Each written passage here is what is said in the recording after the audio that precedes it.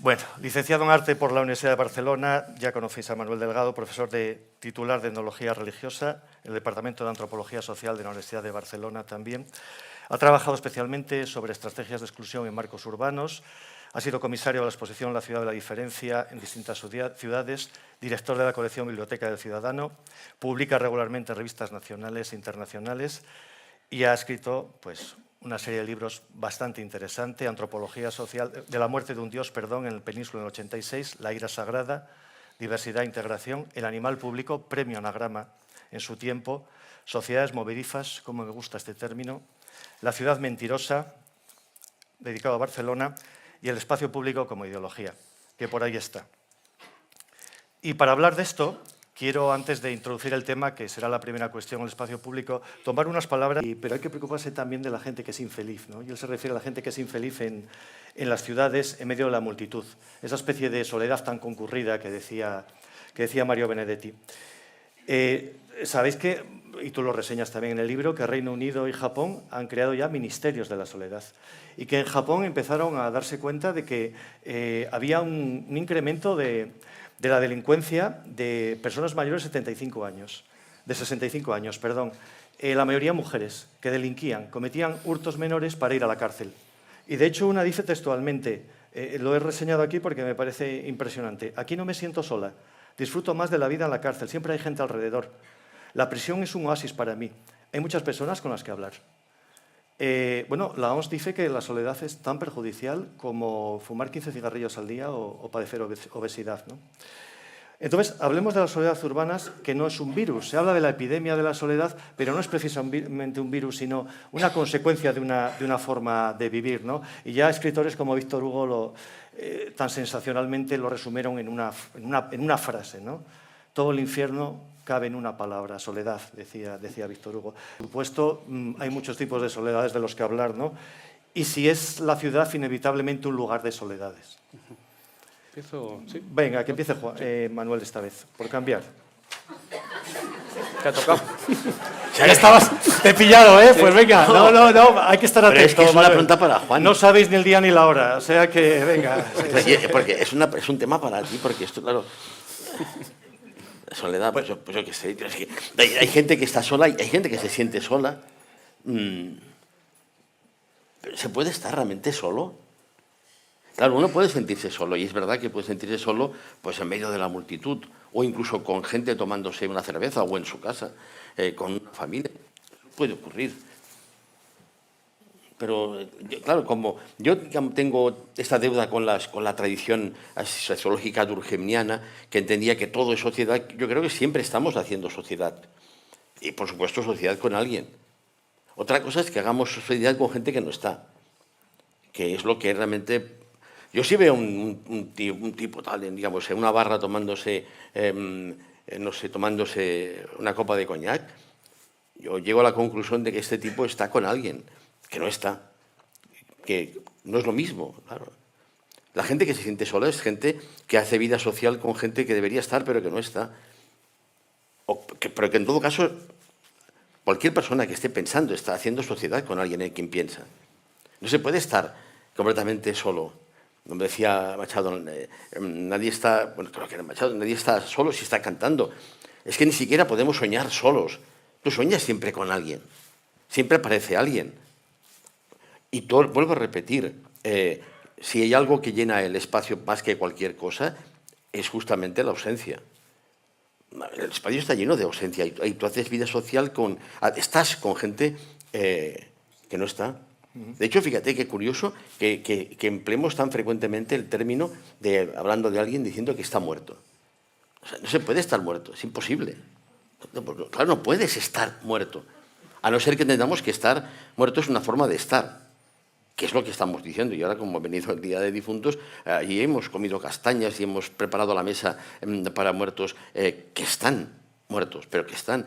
Entonces, la cuestión está... De cualquier forma, este argumento ya lo advierte Silvio Rodríguez en una canción que seguro que los presentes y las presentes conocen, que es aquella de El breve espacio en que no estás. Claro, hay un espacio que está lleno de ausencias, con las que haces vida social. Pero claro, en efecto, la soledad consiste en esto, digamos, de que te falta alguien y haces vida social justamente con esto. La memoria es una forma de vida social con alguien. Por eso cuando estás solo, seguramente lo que haces es recordar, claro. Bueno, sí. Abordaremos después con el tema del individuo. Bueno, pues antes de que sea después, yo creo que es importante esta idea digamos, del individualismo, que nos hace creer que realmente podemos hacerlo todo sin depender de alguien. Todo el mundo, en efecto, es dependiente, todo el mundo necesita a alguien. Y si no lo, entonces, bueno, si no lo quiere aceptar, tal. El problema está en que ese individualismo se plantea prácticamente desde los primeros años de la edad escolar y esto me parece catastrófico cuando de pronto se invita, yo lo digo porque tengo dos nietos, un nieto y una nieta que me lo cuentan. Otro día viene mi nieto y me dice, en catalán me dice, hola, Avi, ¿cómo estás? ¿Cómo están las teves emocions? Y digo, hostia, que no jodas, de pronto hacen esta historia de la educación emocional que consiste básicamente en mirar en su interior, como si en su interior hubiera algo que es realmente interesante, comparado al menos con lo que le rodea.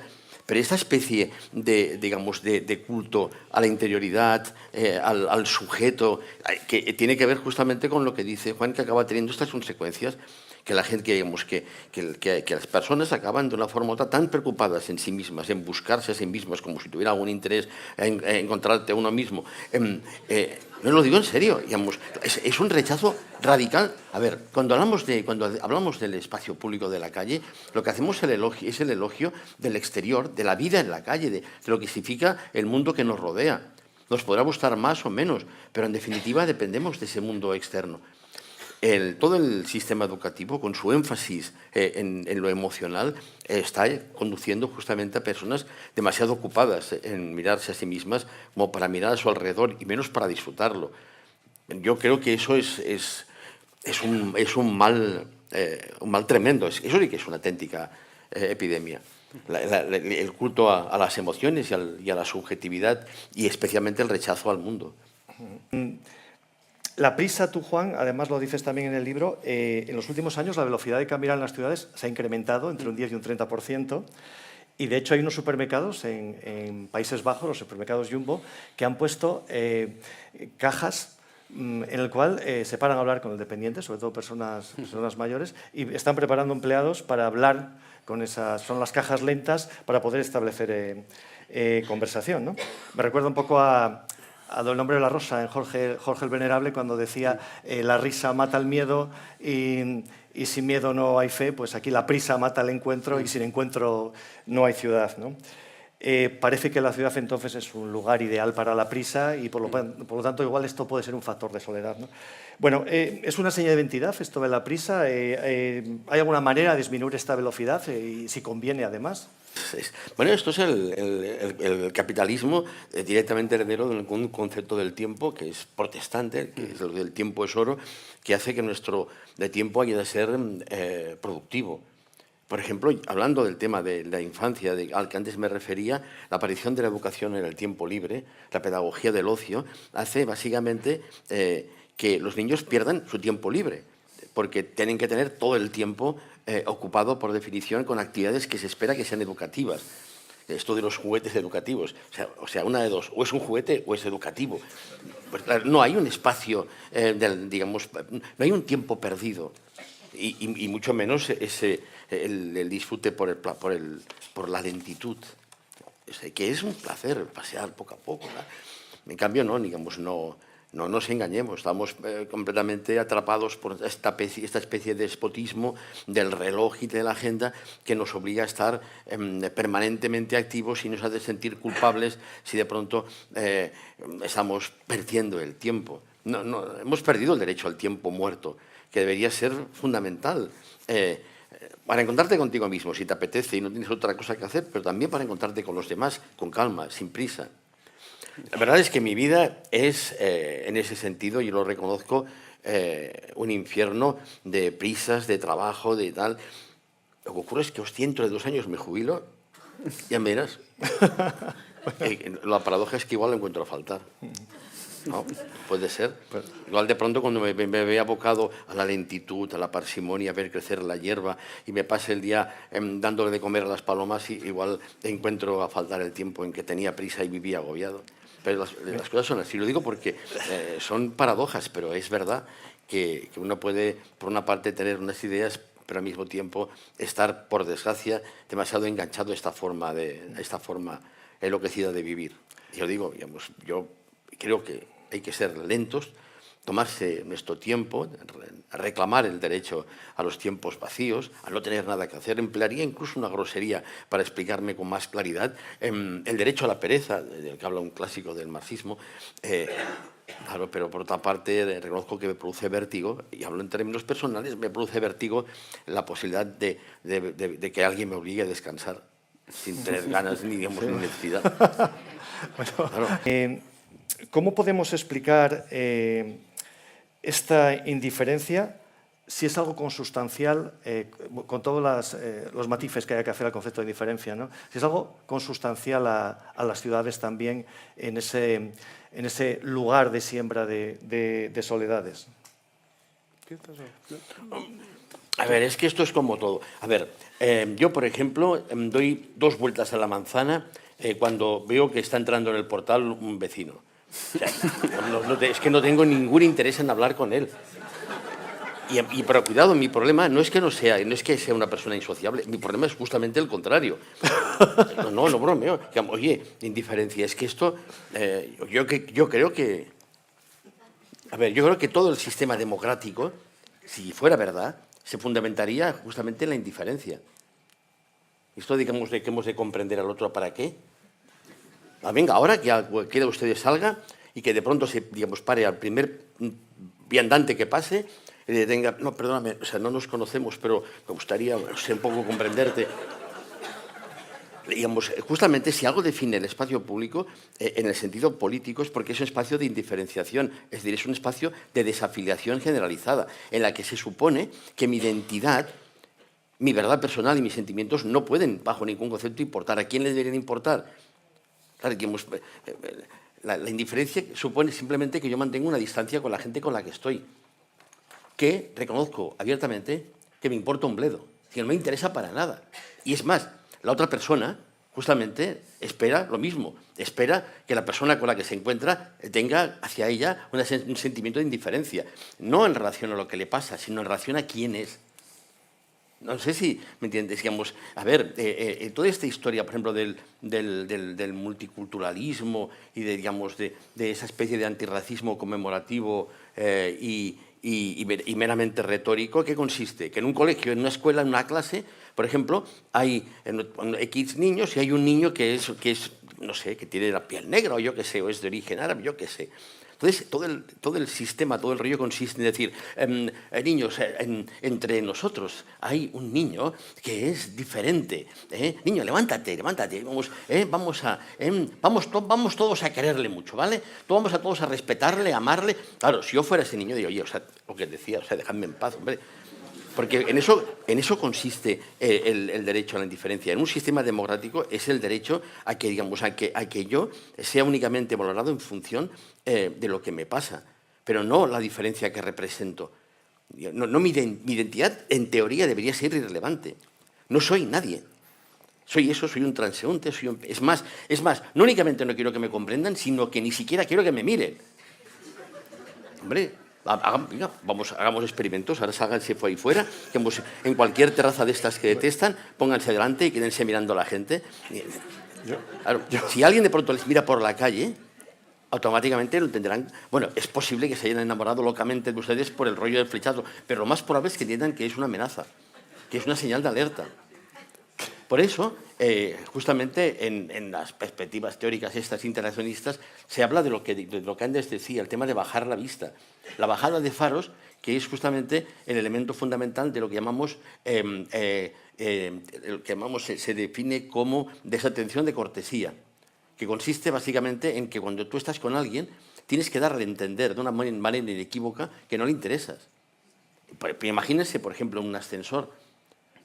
Yo tomo el montacargas de mi facultad, que siempre está lleno de gente y tal, y me fijo que si de pronto hiciéramos una línea recta digamos, de las miradas de las personas, generaríamos una especie digamos, de cruzamiento poco menos que infinito de miradas que no se cruzan.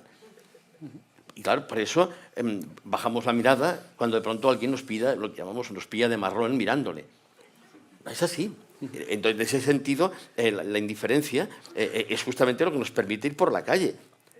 Claro, que esperamos que alguien se preocupe de nosotros, de quiénes somos, de nuestros sentimientos, de nuestra verdad. Ahí fuera uno tiene incluso derecho a mentir. Es decir, cada cual es diferente, todo el mundo es diferente, por supuesto. Y en relación con esa diferencia, reconozco abiertamente que lo que me motiva es la absoluta y total indiferencia. Voy en autobús y te prometo que no tengo ningún interés. En todo caso, si se empeña en llamar la atención, quizás sí que tenga interés en mirarle de reojo. Pero habitualmente reconozco que me importa un rábano la gente con la que estoy sentado en el autobús, a no ser que le pase algo. Está ahí la diferencia, lo he dicho. Digamos, ahí fuera lo que cuenta esencialmente es que cada cual sea evaluado en función de lo que le pasa. Por supuesto, si esa persona que está a mi lado de pronto le da un patatús, pues hombre, seré el primero. Sí, perdónenme, estos días en Valencia hemos visto a masas de desconocidos yendo a trabajar por gente que no conocen y de las que no les importa quiénes son.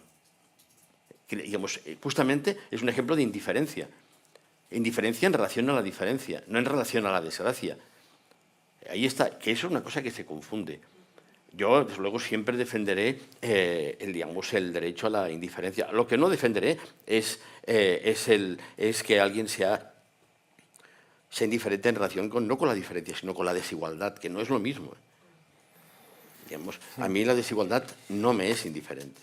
La diferencia sí. Pero entonces repito que esta idea de que la gente... Hombre, es que imagínense, si no hubiera ese principio de distanciamiento, de indiferencia, es que no llegaremos a ningún sitio, es que no podríamos llegar a trabajar nunca. Por tanto, es una cuestión técnica, pero repito, cuidado, indiferencia en relación a la diferencia. El derecho que tiene el desconocido continúa siéndolo, pero en relación a la desigualdad, ahí ya sí que nos podemos partir la cara perfectamente cuando sea, porque es otra historia diferente. Ahí sí que, digamos, a mí me preocupa lo que le pasa a la gente. ¿Pero quién es? En absoluto. Bueno, No solamente que, digamos, me cuesta caminar, pero paradójicamente puedo ir en bicicleta y, hostia, otro día me caí y bien, que se ha hecho daño. O sea, me hubiera salido del corazón decirle, o sea, déjame en paz, pero esto que no me...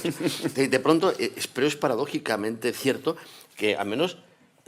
hombre, digamos, te inoportuna esa preocupación excesiva que alguien tenga por ti, que no sabes si es exhibicionismo, cuando ves que no te has hecho daño, pero que obliga a la gente a preguntarte que si te has hecho daño. No, no me he hecho daño, o sea, déjeme. Claro, lo que no lo hace, digamos, automáticamente lo que haces es decirle que muchas gracias, pero no se rían. En el fondo, el tipo de, digamos, de sentimiento de vergüenza que tiene la gente que se cae, tiene que ver directamente con eso. Lo que haces automáticamente si te has caído es procurar que, digamos, que nadie te haya visto, porque en efecto tienes miedo de que de pronto alguien aparezca para ayudarte sin que tú lo necesites. Pero son paradojas. O sea, no, déjeme, es que no me he hecho daño. En cambio, no te lo dices, porque eres una persona hipócrita y falsa. No, muchas gracias, no estoy bien, estoy bien. Le digo... Bueno, nada, la cabeza.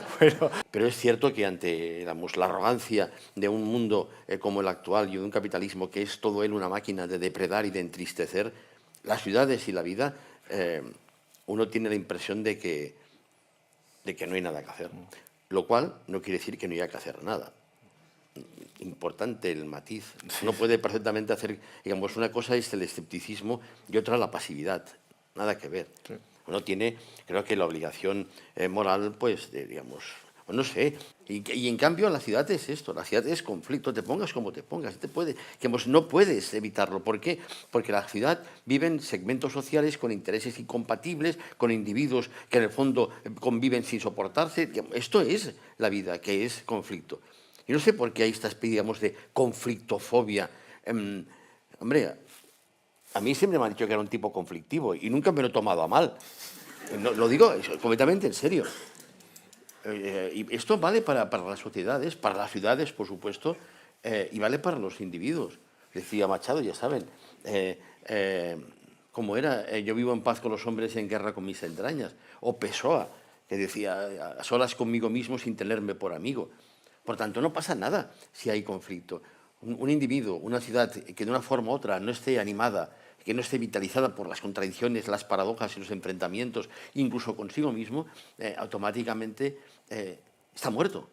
No existe, porque la vida es eso. Entonces, esa imagen del consenso consiste básicamente en que has de contribuir. Barcelona, por ejemplo, es esto, es una especie de colosal spot publicitario en el que cada una tiene que trabajar como si fuera extra, como si fuera figurante, que tiene que pasar todo el día, digamos, sonriendo, feliz de la vida, porque vive en la mejor ciudad del mundo. Pero eso no es verdad. Y en Logroño, por supuesto que tampoco sería verdad. Entonces, el consenso es eso. Tiene que ver